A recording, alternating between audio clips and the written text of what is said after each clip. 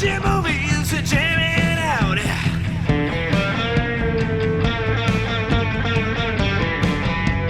K-Flix 198.4 Fiction Radio. Welcome back to K-Flix Fiction Radio. I'm so excited to be back from summer break, and boy, do we have a massive episode in store.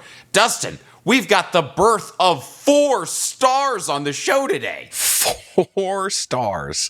4 versions of A Star Is Born. Can you believe it? It's been a lot. And they're long movies, too. All of them. Every one of them is a long film. That 50s one with the intermission. Yeah, the intermission break. I was not expecting that. I was not expecting a lot of things from the 50s version. Well, audiences weren't expecting that either, and then there was a whole thing where they chopped it up, and then it got lost, and then it had to be reassembled, and so the version we watched has, like, pictures. On-set stills, basically, over dialogue, because the dialogue survived, but the footage literally got lost. Yep. It's a very weird thing, and it was a little hard to stay engaged a couple of times with that going on. Yeah, it was odd, but also I applaud the restoration efforts. Yeah, I mean, I tried to think about at least, like, what would it be like without this stuff, and I'm sure it was pretty weird and jarring. Yeah. Pace-wise. Because it was, like, important stuff. Yeah. It was like, them getting married was, like, cut. Actual story beats, yes, just hacked right out. Yeah, story beats, also songs, all kinds of stuff was just chopped out. And I don't even know fully what was chopped out originally, because some of it, they did find the footage.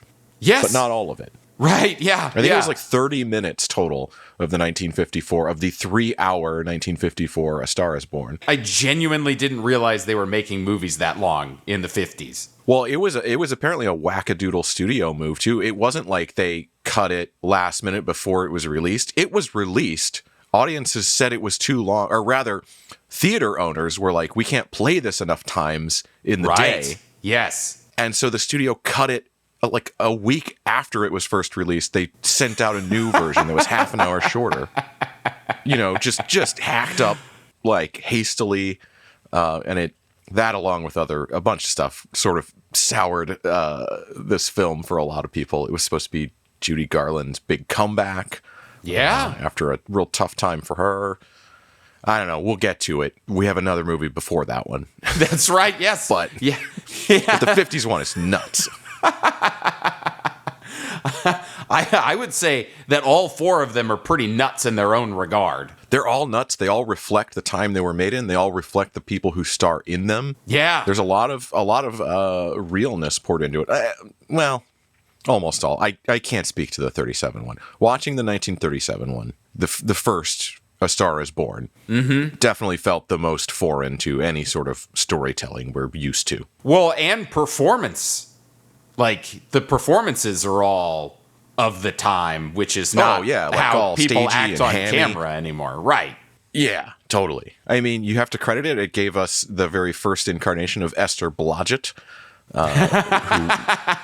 Just to go through, Esther Blodgett was the star whose career is born in the movie. She's still Esther Blodgett in the Judy Garland 1958 portrayal. Well, I guess, so her stage name in both of those is Vicky Lester. Oh, that's true, yes. Because, okay, let's start here. The first 2 movies in this franchise, the first 2 versions of this film, are all about, like, the Hollywood system, the Hollywood machine. That's sort of where, true success is like getting in as the studio's, like, main singer, performer, etc. Right. And the first one, it has nothing to do with singing. She's an aspiring actress, and he is an actor that starts to put her in movies. And then in the 50s one, he's still an actor, but she's a singer, and then he puts her in movie musicals. That's true, yes. Yes, I guess we should have led with that. The first version of this movie isn't really even, like, K-Flix material. There's no music in it. There's no performed music in it. But it does put together the basic story, which is fading actor meets up-and-coming female performer, first an actor, then a singer. Right. Sort of falls in love with her at first sight, becomes infatuated, becomes obsessed with making her a star, makes her a star or is instrumental in getting her into, her fame, and then sort of has his fall from grace via, nobody wants to watch his movies anymore or hear his songs, whatever it may be. And also usually some drinking, drugs. It changes a little bit in each one, but jealousy mixed in there as well. Jealousy. Oh, for sure. Well, jealousy and drinking have long gone hand in hand. That's so true. Feeling sorry for yourself. There's a lot of feeling sorry for yourself by the guy. Oh, yes. In all of these. Yeah. It's weird in the first two, because the first one's 1937, the second one's 1954. I imagine there were all kinds of rules in place about what you could show or portray in the media and in these more conservative times. Right. So it's said that Norman Maine, the male lead, is a drunk. He hasn't really ever acted in the first two. Kind of in the 50s one a little bit, but it's very stagey still. Yeah, that character is still pretty over the top in the 54 one. Not as bad as the 37, but compared to Judy Garland, who's relatively grounded in the 54 version, he stands out. But it's crazy, man. The 37 version, speaking of Judy Garland, the 37 version was filmed 2 years before The Wizard of Oz, which is typically the oldest movie I think about ever. 1939's The Wizard of Oz, at least talking film. Sure. Yeah, I guess I hadn't really thought of it like that, of how close those two movies came out. Yeah, it's old as hell. I was shocked that it wasn't black and white. Yeah, no shit. Absolutely shocked that it was presented in Technicolor. And it was pretty cool. That was kind of cool to see. I did enjoy that aspect. It's a vocabulary we don't even use anymore a lot of times when you're talking 30s and earlier movies. There's a line near the beginning where someone says, if it was spring, I'd give her a good dose of sulfur and molasses. I have no idea what that means. I don't remember the context, but it doesn't matter. I don't know what that means. You didn't look it up? I didn't know. I thought it was more fun to not know. No, we gotta know now. I guess I missed that. It's in the first 10 minutes of the movie. Oh, man. Sulfur and molasses was a spring tonic. It's a drink?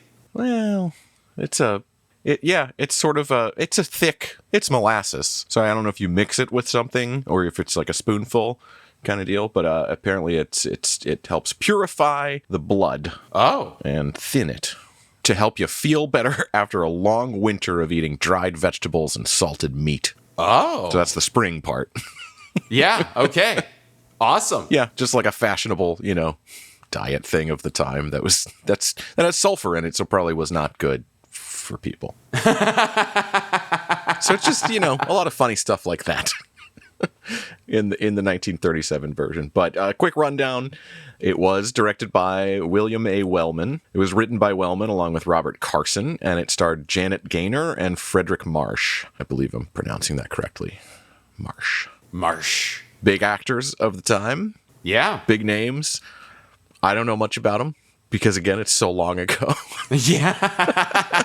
Yeah, I'm not watching a lot of movies from, the 30s and 40s. But, the general setup, I think, the thing that carries through all four films here is that the guy is older, and he's, on his way out of whatever his fame is. Right. And the woman is young, up and coming, and, unconventionally beautiful. Yeah. There's always an element of that. But for my looks. Uh-huh. But they're all really pretty also, obviously. Yeah, for sure. I think that's what we get from the original is that shell. That's always going to be there. Names change, characters change, a lot of stuff changes over time. That was kind of fun for me. To watch the progression was really fun, but I will say it morph. Yeah. I will say that it was also sort of frustrating at times. The 1954 version is very similar to the 1937. I mean, they're having exact same chunks of dialogue in the same scenes.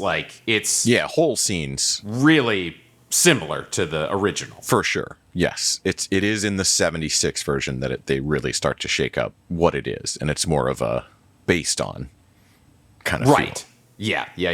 Yeah, I think the only thing dialogue-wise that makes it all the way through. We talked about this a little bit, right? And how Yeah, you found it kind of annoying in the 2018 one is the like, at some point in the movie, he says to her, hey, wait. She's like, what? And he's like, I just wanted to take another look at you. Uh-huh. Yep. And then later in the movie, he says that again, and that's the cue that he's about to die, basically. Yep. Uh-huh. In one way or another. They change it up a few times. Yes. The first two, he just walks into the goddamn ocean. Yeah. Like a maniac. Yeah. Yeah. Just, oh, woe is me. I'm drunk and old and no one loves me anymore. Off to sea I go. Like, drowning is awful. Well, I would say none of the 4 endings are pleasant. Sure. Okay. Drowned, Horrific car crash, and then hanging. Yeah. I'd go car crash, I feel like. Yeah. That's the only one, too, where there's plausible deniability of whether he was trying to do it. Yeah. The other ones are all clearly, attempts on their own life. That was more just like reckless, I don't care what happens behavior. Right. But yeah, I don't know. I think walking into the ocean would be the worst one for me. Fair. Takes a lot of will. Yeah, I would not want to drown. Drowning seems super terrible. It's hard to feel sorry for the guy a lot of times. Yeah. And it starts out, it kind of progresses with society. The first one, you feel the most sorry for him, or the first 2. And then by the 2018 one, there's a lot of, like, it definitely starts in the 76 one, but by the 2018 one, there's a lot of, like, pushback from the female character of, like, for sure, I'm not responsible for this, I'm not responsible for you, kind of stuff. Whereas the first couple are just like, oh, woe is me. Yeah, I gotta take care of this poor, sick individual. Mm-hmm. Yeah, you see him more as a whiny man by the end. Although I don't know, I have issues, but they're working on it. Maybe by the next one, they'll nail it. Yeah, when they remake this in another, 12 years, we'll get the cream of the crop. We just got to wait for Timothée Chalamet to hit his late 30s. Ooh, there it is. Yep. Chalamet, and you think late 30s? That's old enough to be the old washed up guy? Yeah, I guess so. I don't know. How old was Bradley Cooper when he made this? Was he in his 40s yet? I feel like he was. Yeah, all right, maybe he was. I don't know. He didn't look that old in this movie. I'll say that. Bradley Cooper did not look that old. True. No, he didn't. Okay. He did not look Chris Christopherson age. Chris Christopherson had a lot of gray going on. Fair. Chris Christopherson lived his character for quite a while, from what I've heard. Yeah. Bradley Cooper is 50 currently. Okay, so yeah, he was in his early 40s. Good enough. What else we got? Should we talk about some songs from the 50s one? Yeah, I think we should. Let's get into the music. We've covered 37 Set Us Up, but we're here to talk about music, so let's get to the 1954 second version of A Star Is Born. They're finally introducing some tunes for us to enjoy.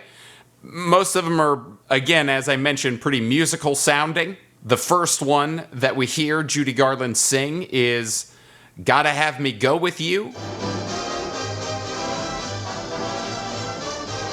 What a spot this, not so hot this. Hey there, shy one, come be my one. Please don't rush off. So when I was watching this movie and hearing this song for the first time, I thought it sounded pretty familiar. And as the song kept going, I started like humming like lyrics to a different song. Okay, interesting. And there's a reason for that. It's one of the 2 writers for the song, Ira Gershwin. Yeah. And his brother George wrote a lot of big Broadway hits. Yeah, George Gershwin, big time early Broadway, big time ragtime composer. So one of those big hits came from a musical called Girl Crazy. And since we're already talking about Judy Garland, I'm going to play her cover of this song, I Got Rhythm. I got rhythm, I got music. So I just started singing this over the other beat because it's pretty similar. Very similar, yeah. It's another like swinging show opener, probably. I don't know where it is in that musical, but right, seems like something to come in with and be like, look, we're having a good time. Yeah, I'm also unaware of the placement of the song in the musical, but yeah, it does sound like an early sort of song, like get you up out of your seat, get involved with this this story we're about to tell. Can I expand a little bit on Ira Gershwin and the other key member of the songwriting duo for this? Oh, sure. Yeah. Well, I mean, I do have a little bit on Harold as well, but yeah, go ahead. Hit me with some Ira stuff. Go for it. No. Hit me with the Ira. We're already talking about the Ira. It's connected. So great. Okay. Well, I was just going to say, first of all, Ira Gershwin, the lyrical writer for all of the songs in this version of A Star Is Born. Harold Arlen was the composer of all the songs. And did you come across maybe what Harold Arlen most famously composed besides the songs for this movie? Do you mean what he won an Academy Award for? Did he? I didn't get to the awards, but go on. Is it from a movie you mentioned a couple of minutes ago? Sure The Wizard of Oz? Yes.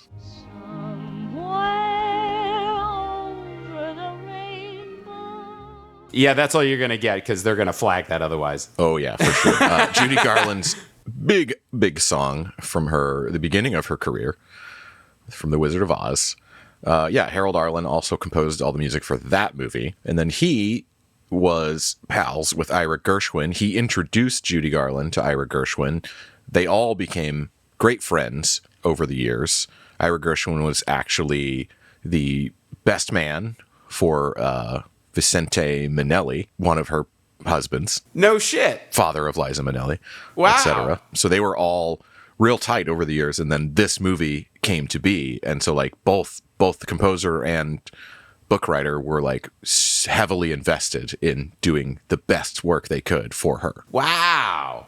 Okay. Well, I mean, I was seeing the overlap of her working with these people, but I wasn't privy to the relationship that she had with them. Yes, they were all like real life buds. That's cool. We will have a lot of situations like that in the 2018 version too. Oh yeah, of definitely. Collaborators for Lady Gaga. Yeah, for sure. If only it were so simple for the next two. This is the last version, or the only version, where we have two dudes wrote everything.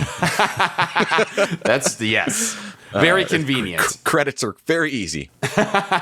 I did want to hit just a little clip of the song "The Man That Got Away." This is considered the torch song for this movie, which is, I think that's a musical term mostly, and it's like the big lament, the big love song, love ballad. All because of the man that got away.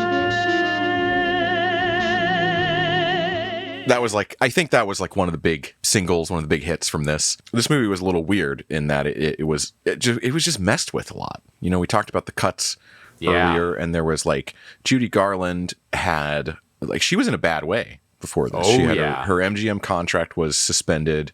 I think she had a lot of substance abuse stuff going on. She was suicidal at points. And so like this really was meant to be her big comeback. And I think a lot of the problems with this got blamed on her when it really wasn't her fault. For the most part, it was more typical budget overrun because you filmed for too long and built too much stuff and all that stuff. But she kind of got the blame for a lot of it and lost the Academy Award for this film sort of because of that mentality, because that was in the air. Gotcha. Sad thing, but still a truly great Judy Garland performance. She's amazing in it. Her vocals are so powerful in a lot of these songs. It was really impressive. It's crazy how much singing they fit in, because the like actual soundtrack version of this, there is like a released version as a Judy Garland album that has a few of the songs, but it's definitely not all of them. No. There are so many, and there's this whole section, like we talked about how there's an intermission earlier. There's like a 15-minute section leading up to that intermission that's all singing. Yeah. And it's fairly confusing, I thought. Do you agree? Yeah. Uh-huh. Because it's like kind of showing like her performances in movies in the movie. Yes. But it's also some like autobiographical stuff. Yeah, it was weird. Very weird. I wanted to hone in for a second on one of the more autobiographical bits. It's toward the end. It's right before the intermission. It's a song called Born in a Trunk. So I can't quite be called overnight sensation, for it started many years ago. All right, that's all I needed, because I just wanted you to hear that melody. Because I had a similar thing as you, where I heard this and I started singing other words in my head to it. But it is not because of another song written by Ira Gershwin or anything like that. It is because it totally sounds like the song Jump Up Superstar, which is like the anthem to 2018 Super Mario Odyssey for Nintendo Switch. Here we go, off the rails. Oh, yeah. Which, I mean, that's not uncommon for like video games score composers to be inspired by like old Hollywood stuff. Right. Yeah, correct. I mean, especially in Mario, like having a swing song is pretty normal. But this was a big deal. This is the first time any song in the Mario universe had words. Yeah. It is in universe that is sung by the character Pauline. I'll give you a little backstory here, Sean, because first of all, I love this game. I love Mario games in general. They've always been, I mean, maybe it's basic of me. It's always been some of my favorite games because they put so much care into making each one of them. Like, it takes years and years, and you can see why. Yeah, they're very fun. Anyway, Mario Odyssey comes out, and this character, Pauline, is the mayor of a town called New Donk City, which is like the big metropolitan area. And it's part of that, I think, is the naming of the town and her being in it is because I didn't realize this. Pauline is also the character from the original Donkey Kong games, who is constantly getting kidnapped by Donkey Kong with Mario having to rescue her. So she goes back all that way, but she's worked her way up to mayor and seems to be free of DK for at least the duration of Mario Odyssey. All right. Anyway, I just, because it sounds so similar to that song Born in a Trunk, I just immediately like pre-liked Born in a Trunk. I was like, oh, I'm really into this song because the melody, like, I was already primed for it. Wow. Just a couple facts. In real life, the Mario song Jump Up Superstar is sung by Kate Higgins. It's composed by Naoto Kubo, who was also the lead composer of Super Mario Odyssey. Awesome. They do sound pretty similar, so that's... I felt pretty confident mentioning that one. Yeah, I've never played that game, so that song is completely new to me. Bro, it's so fun. I don't play many video games anymore, and I've played it all the way and gotten all the achievements twice. Oh, shit. It was like my on-the-road game for several years. Of course. It's like, you know, you need like a comforting thing to do before bed. Super Mario Odyssey. It's perfect. Hard to beat. But anyway, that's all I really wanted to cover personally from 1954's A Star Is Born. I am ready to move on to 1976, my friend. Yeah, let's do it. We can skip the racist song, the probably racist song Swanee that plays right before the one I just mentioned, and the definitely racist song. You know the one I'm talking about. That's elsewhere in the movie. Yeah. We're not going to play those. Those scenes should not have been restored. Yeah, no, they could have left those out. Definitely. Anyway, on to 1976, and we get some character name changes for this one. Yes, no longer is it Norman Maine and Esther Blodgett. Not exactly. No, we do keep the Esther, but we go Esther Hoffman. Esther Hoffman, because it was no longer believable that she would have such a gross name as Blodgett, I guess. And Chris Christopherson, so that's Barbra Streisand playing Esther Hoffman. Uh-huh. And Chris Christopherson is playing John Norman of the John Norman Howard Speedway. Crazy 70s name for a band. Totally fits right into the era. Yeah, it's a really perfect band name. It's Manfred Mann's Earth Band kind of feeling. It's a name and then some nonsense. Speedway. Yeah, so he's John now. Yes. Not quite Jack yet. No, that's coming. The 1976 one, as we mentioned, is where a lot of changes happen. Chris Christopherson is a musician himself, so it makes a little bit more sense that when he finds a singer that he likes, he helps them become a singer also. Yes. And I would say, and now both of their careers are fully in like the pop music industry. the Hollywood thing is gone. The first two were so focused on the Hollywood system. Right. Like back then, that was kind of the way you did become a famous singer, was to be in musicals and stuff. Now we're in the 70s and we're talking pop, if not rock and roll. Yeah, this one's definitely rock and roll, whereas 2018 leans a little bit more country. Yeah. I mean, Chris Christopherson, if anybody's going to ride that line, that guy does. But I was surprised with how much more sort of rockin' 70s was. I could put the Speedway into like an outlaw country sort of place. Sure. Yeah, like the band The Outlaws. It's in that world, I would say. Yeah, it doesn't, like the 2018 music from Jackson, Maine. Mm-hmm. It just has that modern country sound so heavily throughout all of it. It does, yes. Whereas the John Norman Howard Speedway has more rock influences than country sound of the 70s. Yeah. I get that. And also the 70s version is just so raw in almost every sense of that descriptor. The look of it is so raw. The look of the actors are so raw. The things that John Norman does in the movie, like... They definitely... yes. That concert, I think it's the first one that he brings Esther to, where he runs off stage after her and then gets that motorcycle, takes it up onto the stage, and just starts doing donuts. I was like... Holy shit, man, this guy is crazy. Yeah. Like, that's like...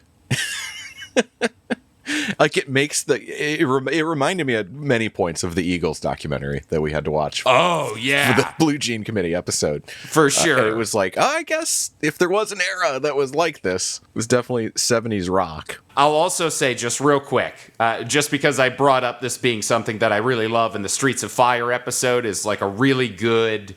off-screen line. Yeah.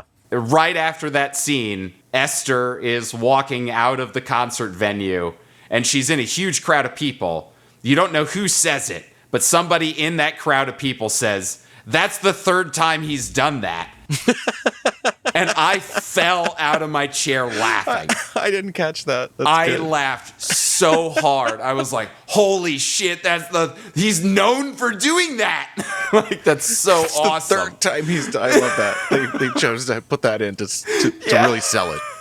This guy's nuts. Yeah, this guy's a maniac. Well, okay. So, first of all, speaking of off-screen lines, was it the first one or the 50s one? I think it was the very first one that had a ton of Wilhelm screams. Yeah. Yeah. Just so constantly. many. There was someone off screen or behind them, like, ah! Yeah. It really stands out in like post Star Wars world, you know. Uh-huh. Back then, I'm sure it was just like, wow, we need a yell. Yeah. That'll do. We've got those 6 that we recorded a long time ago. Get the fun one. But yeah, totally. 76 kicks it in a fully different direction. We're done with the Hollywood stuff. It's way more gritty, way more raw, way more depicting this era of excess. Yeah. It solves a problem that I had with the first two, which is where they're constantly talking about his drinking problem, but he just sort of acts normal until he goes up and like is weird at the award what starts show. As an Oscar ceremony and then eventually becomes a Grammy ceremony. But they're depicting a lot of the messed upness in this one. We see him do stuff like that. We see him get real drunk. We see him doing a bunch of blow. Yep. And this is all a little bit based on, I think, much like, you know, Judy Garland's real life experiences at MGM informed her character in this one as a young person in Hollywood being taken advantage of. I think Chris Christopherson's real life experiences informed his performance in the 76 version because he had a pretty bad drinking and drugging problem right around this time that he says ruined his marriage. So he knew how to play it. Like I can't figure out the timing exactly. He may have still been in it during this movie. I think he might have been actively partaking. Sure. Yeah, I don't know. I don't know. But it feels real. I will say, Sean, I did not realize the extent of Chris Christopherson's acting career. Oh, so the first time that I remember seeing Chris Christopherson was as an actor. Was it in Dolphin Tale by chance? Blade. Blade. Okay, that's a much more normal answer. He is in Dolphin Tale, though. He is in Dolphin Tale, yes. Yeah. He's in a ton of stuff. I had no idea. Quite a big acting career for old Chris Christopherson. Yeah. And Barbra Streisand. Oh, yeah, definitely. In the 76 one. Same, okay. I keep saying the year, 76. Same year as Sparkle, the original. Yeah, you told me that on the phone the other day. Weird perspective, because they are similar movies in a way, but they're very different, too. Like, Sparkle's so dark compared to this. So like we say, this movie is gritty, but it's still a big Hollywood production. Well, so you say Sparkle is dark because most of Sparkle takes place at night. Most of A Star Is Born takes place in the day. Okay, that's fair. It's just literally the scenery. Even a lot of the live performances at the festivals for the Speedway take place in the daytime. That's true. And I wonder if that had to do with like exposure of film capabilities at the time, because they actually shot a lot of this one at like amphitheaters, like in real performance settings. Yeah, I don't know for sure, but that's a good point. In fact, I believe a lot of the vocals were recorded live for when they were performing on stage in the movie, which they do a lot. Oh, okay, that's cool. This movie also introduces what they continue in 2018, the setup of the guy meeting the woman and then only very short time later, like surprise announcing her name on stage at one of his shows. Oh, yes. And then she has to come out and perform, which is wild. Well, but she doesn't get a chance to in 76. She actually does it in 2018 the first time. Oh. Because when he asks her the first time in 76, she says no and starts to run off stage. That's when he gets the motorcycle and crashes. So she doesn't perform that first time. Okay, yeah. It's a natural reaction. Yes. To be someone who performs in like a little piano bar, which is how it starts, to, 20,000 people or whatever it is. Yeah. Yeah, I'd be scared too. What do you say we get into the music from 1976, Dustin? Let's do it, man. Like we mentioned, this one's got many songwriters. Like this begins the move towards having a lot of songwriters. 2018 has even more. Yep. Gone are the days of the 2 studio composers. So where shall we begin? The first song that I would like to talk about is a song that Chris Christopherson performs. It's called Watch Closely Now.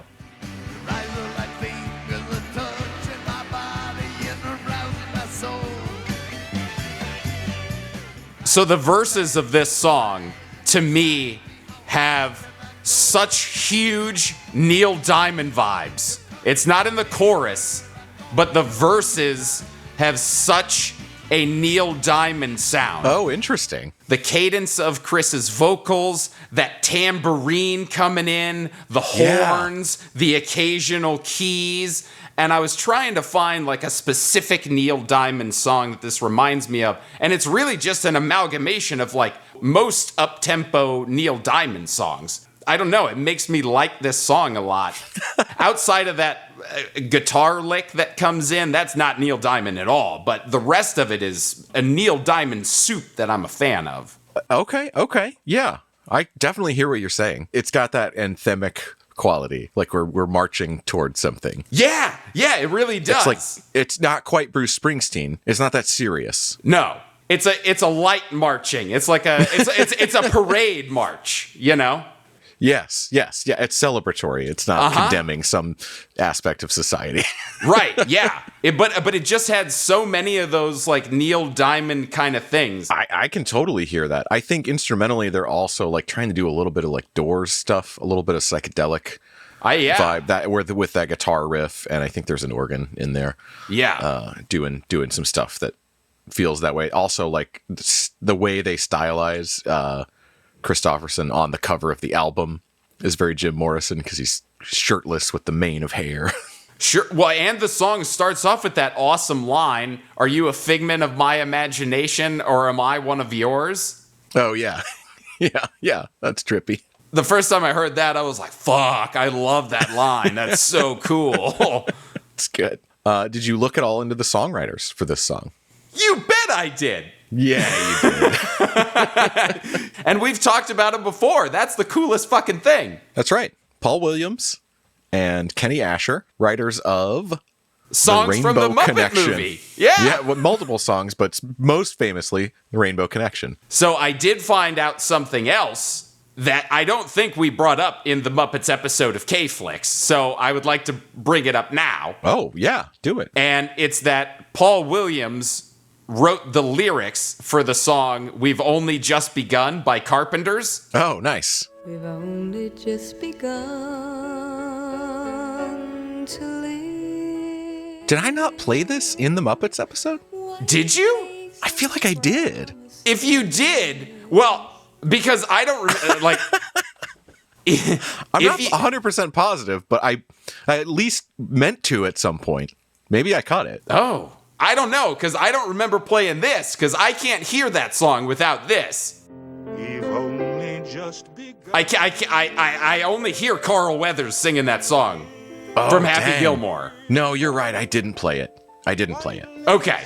The Sandler guy's not going to not play a thing related to Sandler if I know that it's there.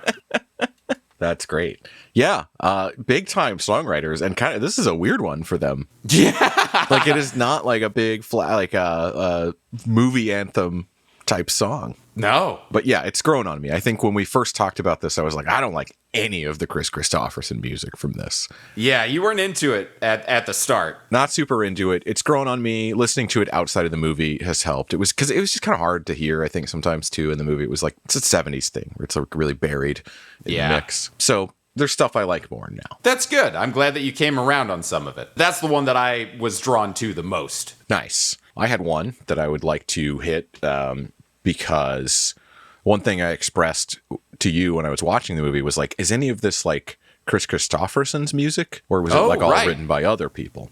Uh-huh. And the answer, the answer is both in a way.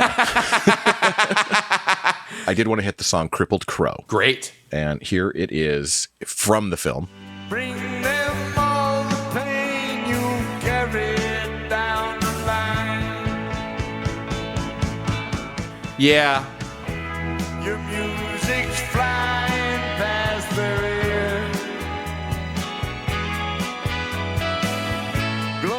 I would say it sort of swings in and out of country, this one, because once the horns come in, it's like right out of the country groove. Yeah, that's fair. And then again, we're like back into Neil Diamond territory. Yeah.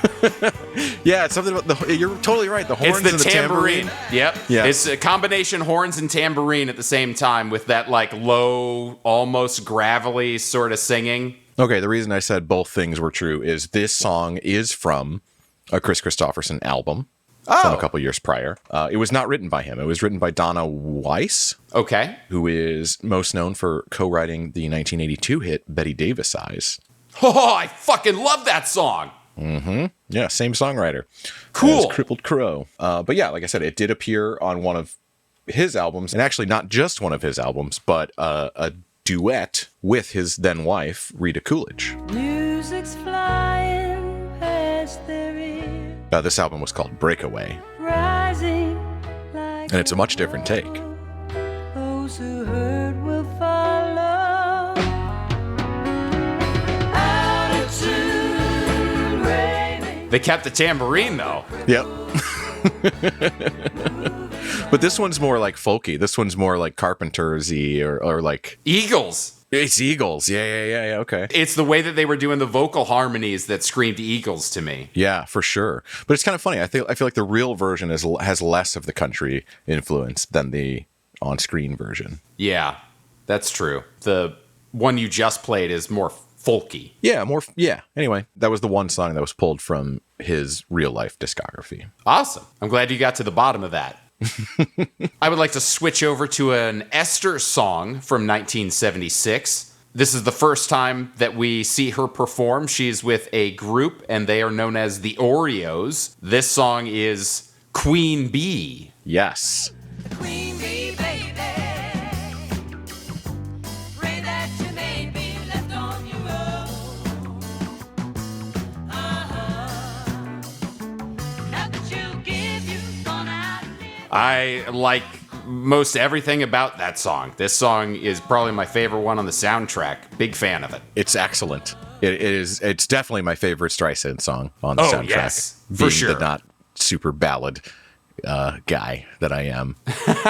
many of her songs are ballads. Not generally my cup of tea. This song is dope. It's got this like Motown feel. It very much fits in with movies like Sparkle. Yeah, I was just going to say that. Although this one was not written by Curtis Mayfield, was it? No, it was written by Rupert Holmes. Does that name ring any bells to you, Dustin?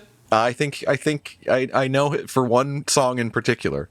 Oh, you mean probably the most famous fun song about adultery? If you like pina colada. That's right. Escape, the Pina Colada song. Yeah, I'm learning all kinds of stuff about Rupert Holmes because I literally only know his name from Escape, the Pina Colada song. Right? Did you know he wrote The Mystery of Edwin Drood, the musical? No, I didn't. He did. Okay. Well, for which he got 2 Tonys. That's awesome. I had no idea he wrote that. Neither did I until just right now.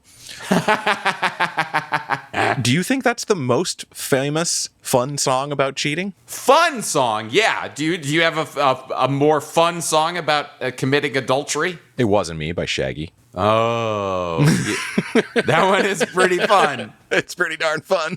That's a pretty fun song. Got Shaggy on the brain because we were talking about him earlier. That's true. I did send you a very old Shaggy song from 1996. Well, I guess technically it's a Maxi Priest song featuring Shaggy. Let's be clear. Correct. Yes. He was a big featuring guy for a while. That's true. You always have to have a compliment to Shaggy, whether he's featuring or whether, in the case of It Wasn't Me or Angel, it features someone else on his track. That's fair, but his first song that we were also talking about earlier, Boombastic, he's a solo artist there. True. And he did do that full collaboration album with Sting, too. Oh, I don't know about that. Hey, Dustin, we got a phone call coming in. Let's see if they want to cheat on their spouse. Thanks for calling K-Flix Fiction Radio. What's your name and from where are you calling? Hey, it's Ryan Lichtman calling from Culture Dumps, first time, long timer here. Basically, I just wanted to speak on behalf of the 4th final and most fantastic A Star Is Born film before you guys have to say whatever it is I'm sure you're going to say about it because everyone has something to say about it. It's the best one. Okay? First of all, okay, Shallow will live on as a hit. Name me a song from the other 3 movies. Nope. Didn't do it. Yeah. Okay, first of all. Okay. Also, A Star Is Born starring Bradley Cooper and Lady Gaga is the gift that keeps on giving. A, because it brought Andrew Dice Clay back from the dead. But also, it certainly did, yes. Yeah, it's nothing to do with the music, which I know is what we're here to talk about. But also, it was the gift that kept on giving. Did you see them perform at the Oscars? It was like movie in real life. Okay. Did you see when she's performing her Las Vegas residency? Who happens to be in the crowd? Bradley Cooper. And okay, I'll come up and everyone gets the treat of a lifetime. We're going to be getting that surprise 10 years from now. And it's going to be fantastic every time. Also, it's not just about Lady Gaga, who is a powerhouse Grammy Award. I mean, I think she's an EGOT, but it's like Bradley Cooper's song, Maybe It's Time to Let the Old Ways Die. That is easily one of the best songs maybe ever written. Okay. Oh, wow. And I'll say this. I know that it's very closely related to the Barbra Streisand, Chris Christopherson one. Okay, at least aesthetically, thematically, sure. However, Chris Christopherson was a musician. Bradley Cooper was not. That's real acting. That's not, resting on his laurels type of shit. Okay? Okay. You got some hot takes here, Ryan. And okay, first of all, I'll never love again. The part of me that's you will never die. Please. All right, okay, we're talking about a different caliber of movie music here and really musical film in general. And I know people say, well, Judy Garland, she's obviously, a legend. One hit wonder, if you ask me. Wizard of Oz, don't give me that meet me in St. Louis kind of bullshit. Okay, what really? Lady Gaga, I will be here all day if I start naming her shit. Okay, A Star Is Born starring Bradley Barbra Cooper, Streisand. Yeah, so what? Okay, who are you gonna hang out with? Okay, who do you want to hang out with? Barbra Streisand in the fucking 70s or Lady Gaga now? Okay, like fair point. Yeah, please. Dude, I'm telling you, overall, there's no other arguments unless you want to be like one of those real film nerds. You're like, well, the one that came out in the 30s or whatever. If you're watching movies that old, you should just look at a painting. Okay, there's no fucking point going that far back in the repertoire. Like, it's pointless. So yes, I just wanted to call and say that The Last A Star Is Born is the best one. Oh, okay. Wow. Right off the bat, I don't know that I agree with you on all old movies, but that movie did kind of suck. Yeah. It was a whole lot of hard to watch. Well, I mean, it's the camera quality, but also, I mean, again, sure, there's like Wizard of Oz, again, going back to Judy, Gone with the Wind. You know, there's like some legendary fucking movies out there that are old, still just 60s and up now. It's 2025. Like, at what point are we done with that shit? Like, if you're watching a silent movie now, who are you trying to impress? Fucking Betty Boop? Like, it's ridiculous. No, they're just trying to get into the Criterion closet. Yeah, exactly. But meanwhile, I want to shove them into the Criterion locker for being a nerd. Now, the criticism for Chris Christopherson being a musician already, Lady Gaga was already a musician. You don't necessarily have a problem with that. It's balanced out, though, because you got Bradley Cooper directing and acting and singing and all that stuff, carrying the weight for Lady Gaga, really. No, I'm not going to go that far. Even I won't go that far. But here's another point of contention. Chris Christopherson dies in a car wreck, right in the film, all wasted or whatever. Bradley Cooper fucking hangs himself in the garage after feeding his dog a steak. Like, again, a powerhouse film. Like, that is incomparable to the one that it was, I'll say, loosely based on. Both of those endings, in my mind, beat walking into the ocean, which is what happened in the first two. Yeah, he just simply walks into the ocean and then his body is found. Yeah. They didn't have Google to ask, how do you die? They just guessed. Yeah. Well, I guess the sea shall take me. Yeah, I mean, if I walk far enough, I'm not coming back. It sounds like you've seen the Bradley Cooper one like a bunch of times. Is that right? I have it on in the background like now. Oh, wow. It's constantly just playing. I got an earbud in just listening to the soundtrack while I'm talking to you guys. And how many times have you seen the other three? I've never seen the other three. You what? I've never seen them. All right. Well, I think that's enough from Ryan. Thanks for calling in, buddy. That's great. Another expert take here on K-Flix. Thank you, Ryan. Absolutely. Thanks for calling in, Ryan. I love Ryan. Please check out Culture Dumps, his podcast. I've been on that podcast talking about waterbeds, and it was a fantastic time. So please check out Culture Dumps. Super fun. Check them out. But maybe watch 4 episodes before you judge it based on 1. Right, yeah. Don't just listen to the waterbeds episode. Get 3 other ones in as well, so that way you get a full grasp. Your dude raised some good points. That first movie was pretty rough. I can't argue with him there. Where it falls apart for me is how much he was shitting on the Christopherson version. That was my favorite version of the shitty guy in these movies, for sure. Absolutely. And I do appreciate that he realizes that the original one is boring, sight unseen. All right, on to the 2018 version of this movie. The one most famous to our generation. Yes. Although equally unfamiliar for me. It was kind of fun starting at the beginning and working my way up to 2018. I'd never seen it before. It's pretty cool that we just watched 4 movies and neither of us had seen any of them. Yeah, it's wild. 4 movies, but the same movie. Because I not as bad as from the 37 to 54, which there are just, like you said, whole scenes copied. Oof. But 2018 is definitely like most inspired by 76. Yes. In fact, it really only has like the one bit of dialogue that is a tribute to the old one. The 76 one still had some scenes where the dialogue was reminiscent to the original movie. Yeah. But the 2018 one is not trying to do that at all. No, it's a fully its own thing, but it definitely keeps the like big rock star, country star, whatever element that they landed on in 76, which I think it's a good move. I think that's the way to do it. It's the best move because it makes sense for a singer to help a singer, not for an actor to help a singer, just like it made sense in the first one for an actor to help an actor. Sure. And we get some new names, some new character names in the 2018. We do. Yes, gone with Esther altogether. Yeah, bye-bye. Replaced with Allie. Lady Gaga plays Allie, and Bradley Cooper plays Jackson Maine. So we're keeping the Maine. Or Jack. Or Jack, yes. But yeah, another level of morphing from the orig.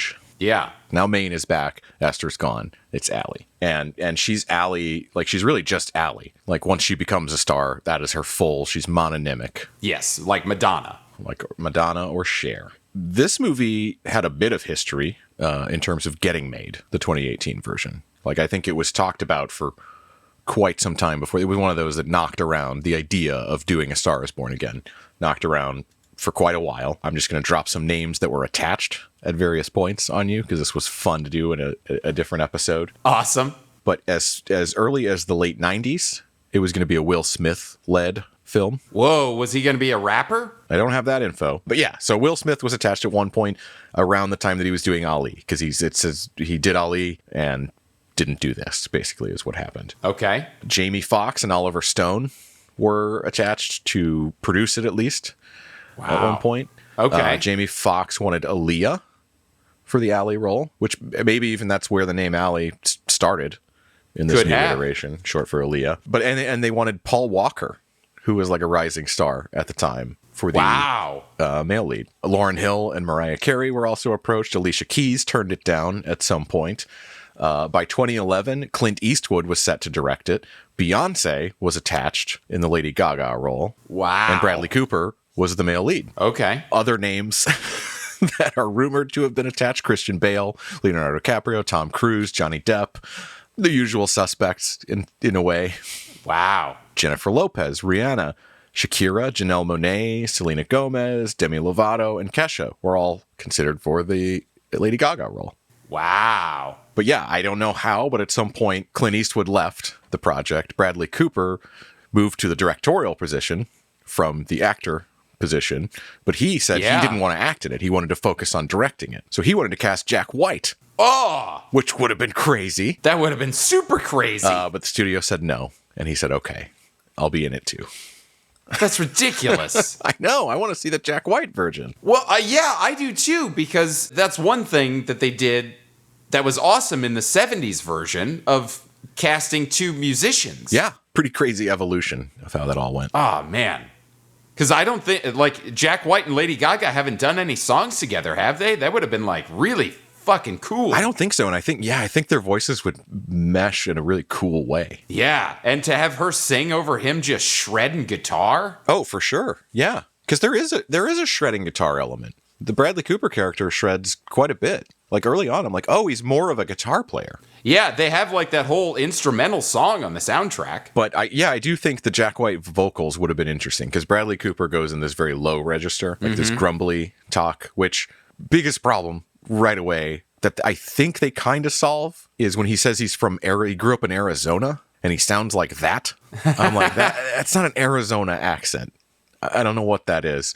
But at some point, his older brother, played by Sam Elliott, says, "And you stole my voice?" Yep. And that's, I guess, how that's explained. Like, he literally meant his voice. It's pretty funny because up until that moment, I was trying to figure out who the fuck Bradley Cooper sounded like. And then you see Sam Elliott. Man, you sound like somebody. And then they have that scene, and I was like, well, there it is. There it is. That's it. That's what I was trying to come up with. Yep, for sure. Honestly, man, overall, this movie didn't like blow me away. Like, oh wow, what a fresh new take. Like, it's A Star Is Born again, for sure. But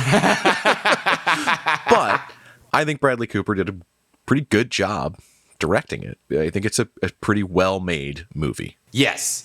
And I think that it's probably my favorite in terms of the story that it tells and how it tells the story. Yes. It's got a slow start with some real awkward late 2010s flirting going on that I didn't love having to sit through that. Sure. Anyway, we could talk about the differences between all these movies all night.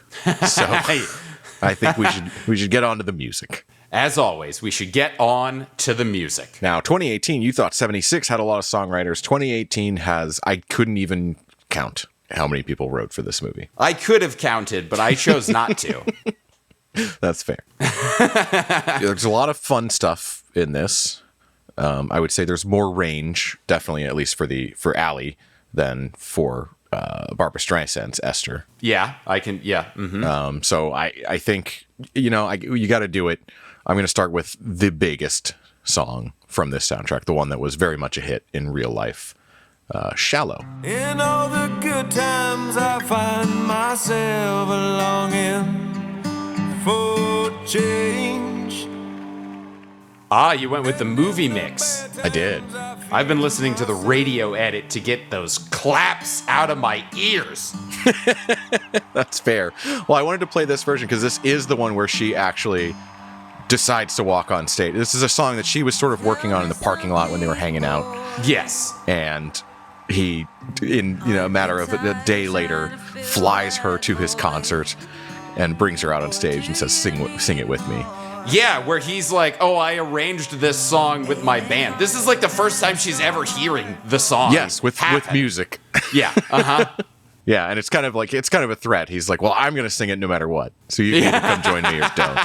Yeah. I like this song enough. I do think it falls apart in the chorus. They say shallow too many times. It is a very pretty song, good song, but when they start doing that shallow fucking shit, like I don't like that at all. Yeah, no, it's a little. I expect more. These are great songwriters, because the songwriters on this are Lady Gaga herself, along with Mark Ronson, Anthony Rossomando, and Andrew Wyatt. In case you don't know those folks, Anthony Rossomando was one of the founding members of the band Dirty Pretty Things. He's also played with the Libertines and Klaxons, British songwriter. Andrew Wyatt is most famous as the frontman for the band Mike Snow, which is sort of a supergroup of Swedish songwriters. Yeah. Oh, their Genghis Khan song is so good. Oh, yeah. Yeah. Oh, great video for that one, too. Yeah, man. Yeah, and they're great. And they are like, Mike Snow was like a weird, like, personal project for them. Because, of course, the main members of that group are Bloodshy and Avant, who are, we've talked about them before, like Swedish songwriters who have written just about every pop hit in the U.S.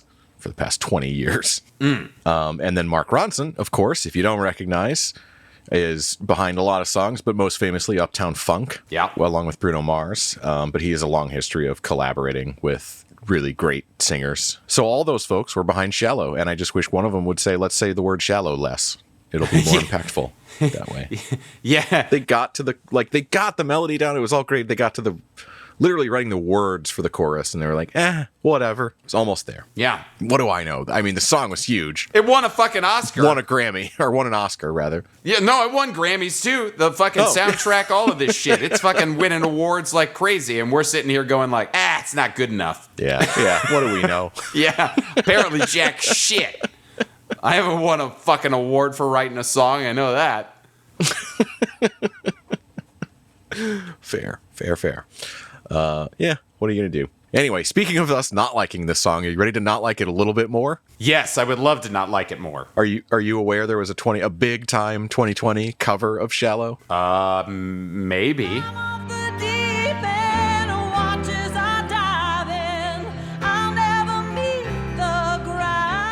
You're not going to get it based on this vocal. I guarantee it. You might get it based on it's a duet. You might get it based on the other. I would hope that the song's a duet. If it needs to be two people singing. Yeah, it is. In the shallow, in the shallow. Oh God, I hate this part of the song. Shalala, it's your favorite part. Shalala. What the fuck is that? That is none other than the country singer most likely to sue us for playing any bit of this on the show, Garth Brooks, and his wife Trisha Yearwood. Oh man. Oh man. Yeah. I didn't have high hopes you were gonna guess either, but I was like, oh, the woman you're never gonna guess. You know, I thought of Garth Brooks when I was watching the 1976 version, because I was like, man, Chris Christopherson doing this is so much better than Garth Brooks's little faux persona. Oh, Chris Gaines. Yeah. Which would be great fodder for this show if Garth Brooks didn't suck so much dick. Yeah, he's kind of But that's like the worst. That's like in the garbage bin along with the Hulk Hogan rock album that he did. Can't fucking talk about those because those dudes just suck so fucking bad. Yeah, well, I wanted to bring this up to get you to say such things. Yeah. hey, the Lady Gaga version's not so bad now, is it? Well, it's still got that dumbass shalalalo fucking crap in there. That's fair. Ugh. All right. That's enough about shalalalo. What else you got from this 2018 version, John? Well, I'm about to black our eyes with a song called Black Eyes.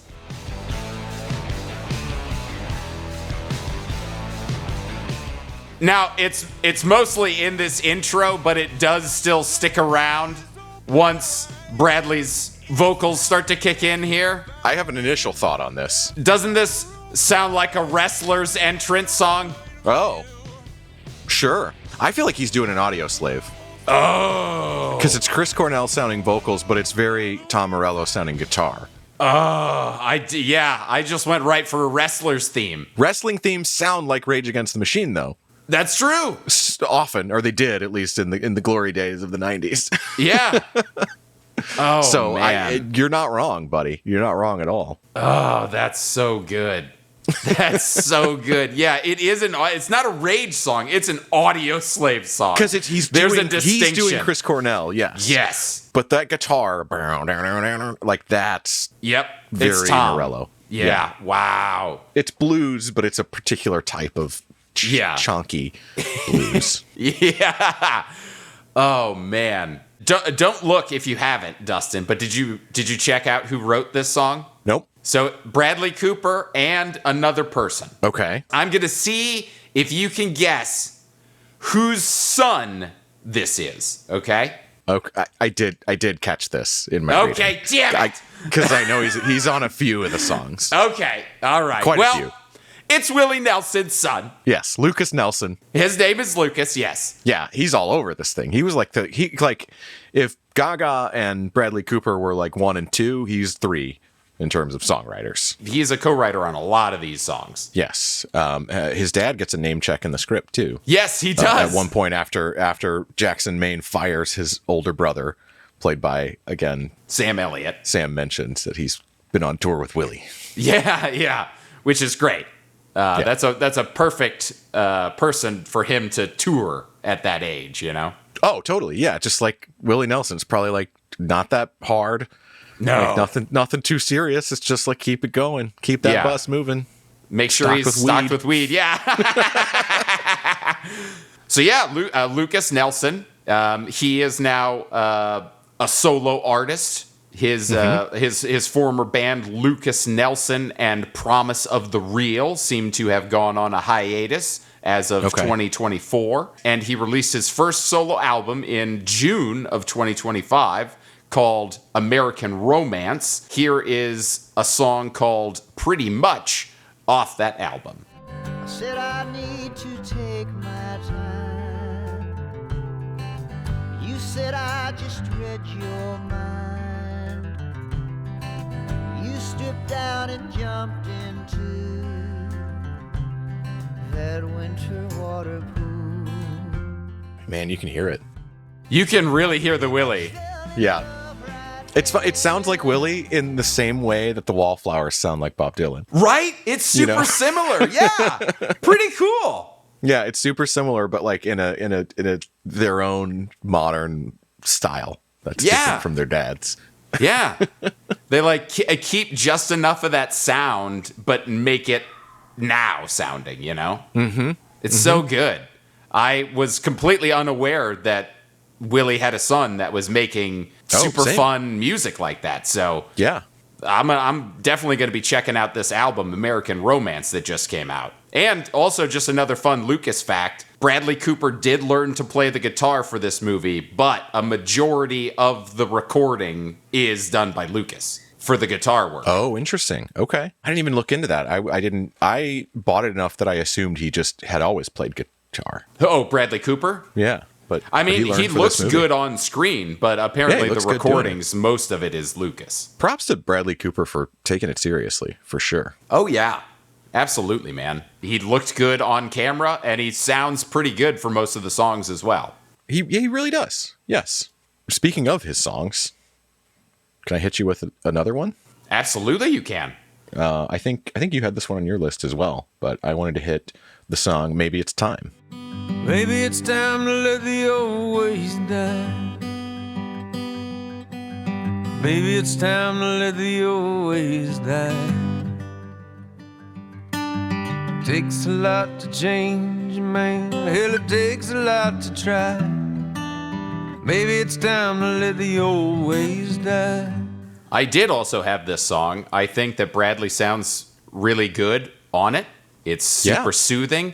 The acoustic guitar hits me just right. And I just have a real soft spot for those light, sweet-sounding acoustic songs. Yeah, man. It sounds different from the modern country world that he's kind of set in. And like when I heard it, I was like, oh, this sounds a little different. This sounds kind of like, like more alt country, if you will. For sure. And come to find out, that probably has little to do with the fact that it's written by a guy strongly associated with alt country of now, Jason Isbell.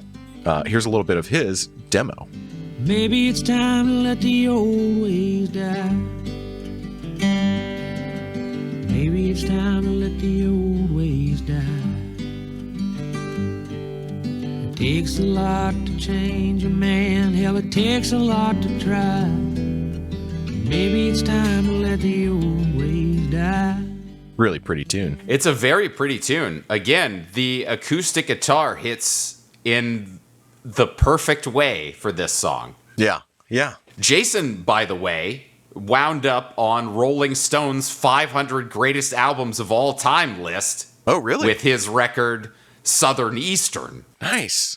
Did they recently revise the 500 list? That was as of 2020. Okay. Yeah, I haven't seen that version of it. Nice. Good for him. He was originally a member of the band The Drive-By Truckers, who I'm not terribly familiar with, but I've definitely heard of them. Okay. But I know him more through his sort of solo career. I think I've seen him at a show once. He did a tour with Sturgill Simpson. Oh, okay. At one point, and another good alt country name. Yeah. I think at the time Sturgill was the big one and Jason was supporting, but like it's definitely flipped the other way. Since we covered 2 Jackson Maine songs, well, I guess we did do a duet as well. Either way, we should do a solo Alley song.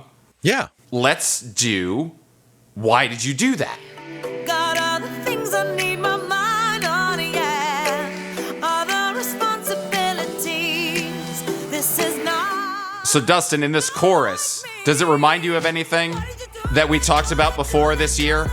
Ooh. I don't know. It sounds more modern to me. This sounds newer than 2018 somehow. It sounds like Lady Raven from Trap. Oh, yeah. Yeah, I can totally hear that. It really reminded me of Lady Raven from Trap. Wow, yeah, I hear that. Which I think is pretty cool. It is pretty cool. So, do we want to talk about the songwriters real quick for this song? Yes, I have so much information about the songwriters for this. Fantastic. Take it away. So we have a handful of songwriters for this song, Lady Gaga being the big one. Yep, she's on most of her songs in this. Next up, we have a man by the name of Paul Blair, who goes by DJ White Shadow. Uh-huh. And he's produced 2 of Lady Gaga's albums, Born This Way and Art Pop. Yeah. Lady Gaga brought basically all of her top collaborators along to do this soundtrack. Dude, and it's that nuts. is super cool. Yeah. It's so many different people working with different other people, but they're all, not all, but a lot of them are totally tied to her real life stuff, which is, yeah, you said it, so cool. Yep. Much like this next person, Nick Monson, who started working with Lady Gaga on the Art Pop album, and also co-wrote a #1 song for Selena Gomez, which I believe everybody on Earth is aware of. It's called Good For You. Just wanna look good for you, good. Oh, yeah.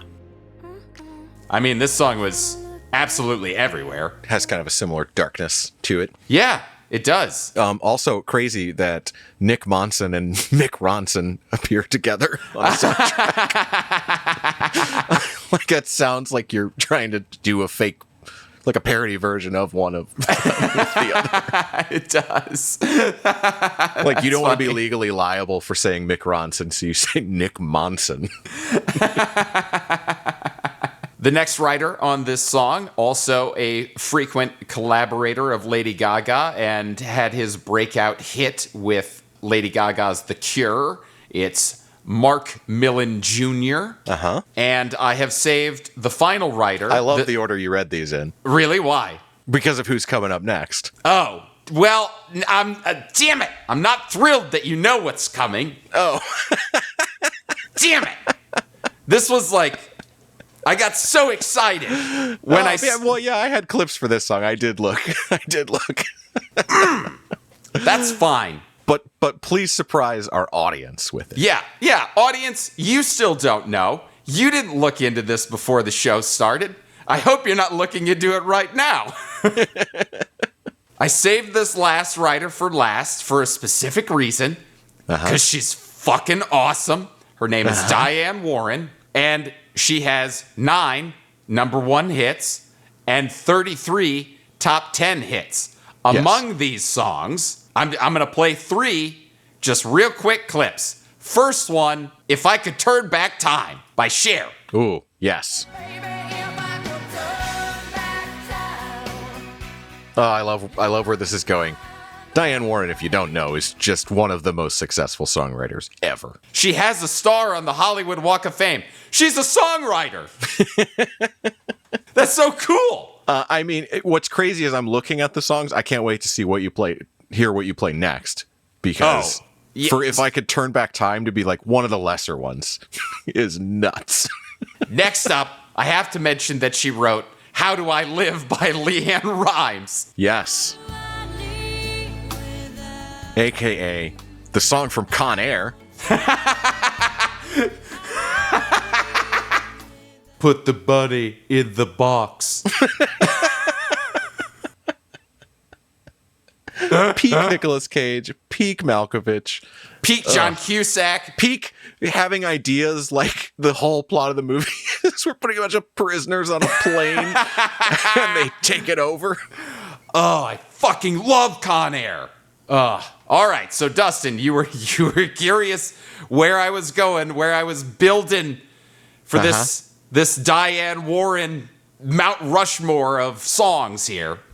You've given us Con Air, which partially explains the star on the Walk of Fame. Yeah. Well, but something tells me you got a little more for us. Yeah, this next one's gonna cement that, because not only was it one of the biggest fucking songs of the 90s, it was the first and only number 1 song from Aerosmith. That's right, it's the fucking Armageddon song. I don't want to miss a thing.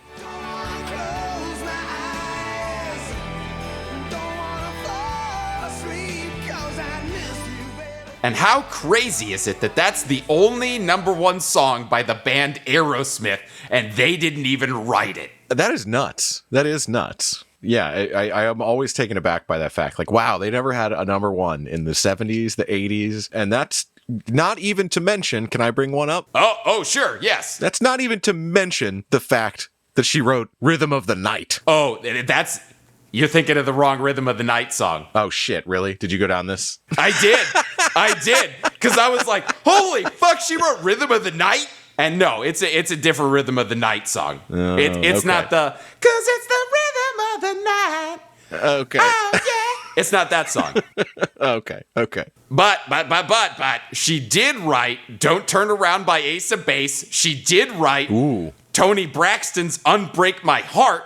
Ooh. And she did write Blame It on the Rain by Milli fucking Vanilli. Wow. Yeah. Like, she's the Steven Spielberg of pop music. Really awesome work. Yeah. What a catalog. Is that how you got on Maxi Priest, by the way? Yes, because she wrote a Maxi Priest song. Okay, yeah. Or no, she wrote a song. Roberta Flack with Maxi Priest. Yes. And I was like, Maxi Priest? I haven't heard that name in decades. And then I was like, wait, didn't he do that awesome song with Shaggy, That Girl? And then I went to YouTube and I was like, oh, yes! And then I sent that song to you and I was like, Dustin, do you remember this fucking song? A little backstory on how we got to Shaggy earlier. Nothing like a little Diane Warren on your movie soundtrack to set you up good. Thank you, Diane, for making such amazing music. I'm so glad we get to highlight you on this show. So now that the episode's coming to a close here, Dustin, I've got the normal question for you. Ooh. If Boy. any of these musical acts were real, producing music in our reality, would you listen to them?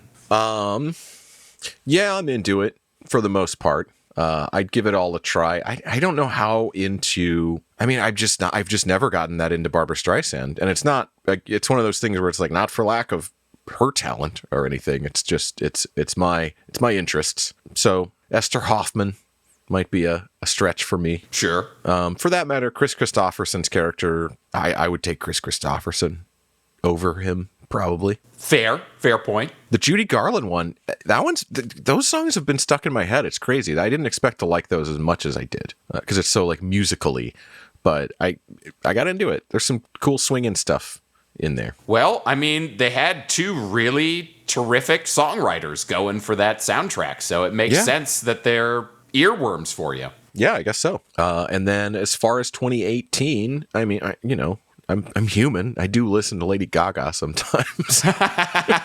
Yeah. Certainly experience her in life. And then, I'd be interested to hear like more from the Jackson, Maine country singer. I don't know if Bradley Cooper's done any other song stuff in movies or in real life. You know, this is one of the few times I didn't look into that. But yeah, I was fully impressed with everything he brought to it.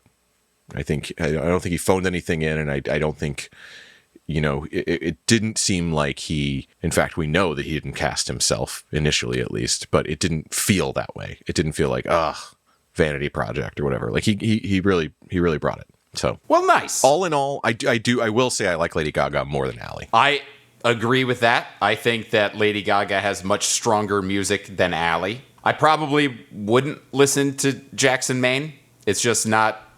Modern country is just not my style of music that I like to listen to. Yeah, I would have to know more about him as a person, as a vibe, but I could see listening to him as much as I listen to, say, Jason Isbell, which is sometimes. Fair. I think if I was going to listen to anything, it would probably be the John Norman Howard Speedway. Yeah. Just because of the Neil Diamond stuff. I'm a big Neil Diamond fan. That was such a good call on your part. Oh, thanks. I really like the Neil Diamond comparison. Yeah.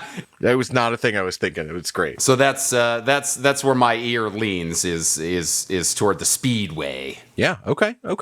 Yeah, I'd like to hear more Speedway. Like if they existed like the Eagles as this like, fully generational group, I'm sure they would have done some very interesting, different stuff over the decades. Yeah. Well, hey, folks, that's A Star Is Born. We made it. Yeah, we made it through all four of these things. Sean, congratulations. We did a pretty good job. Sometimes we overdo it on our prep, on our research. I think we touched everything we felt we needed to touch, and we left enough out there for people to experience if they, too, want to spend a long, long time watching all these movies. Yeah, so many hours. Thank God we just have a single movie next week. School of Rock. Ooh, classic. Jack Black making us laugh and having a good old time. Some Mike White before White Lotus. Yeah. It's going to be a good time. I love School of Rock. I have the soundtrack on vinyl, and I am thrilled we're finally going to talk about that movie. Hell yeah. And if you had fun this week like Dustin and I had fun, please give us a rating and review on whatever podcast platform you're currently listening to this on. And if it happens to be YouTube, give us a like and subscribe. And find us online at fictionradiopod.com. And drop us a line at fictionradiopod@gmail.com. See you next week for School of Rock. Watching movies, jamming out.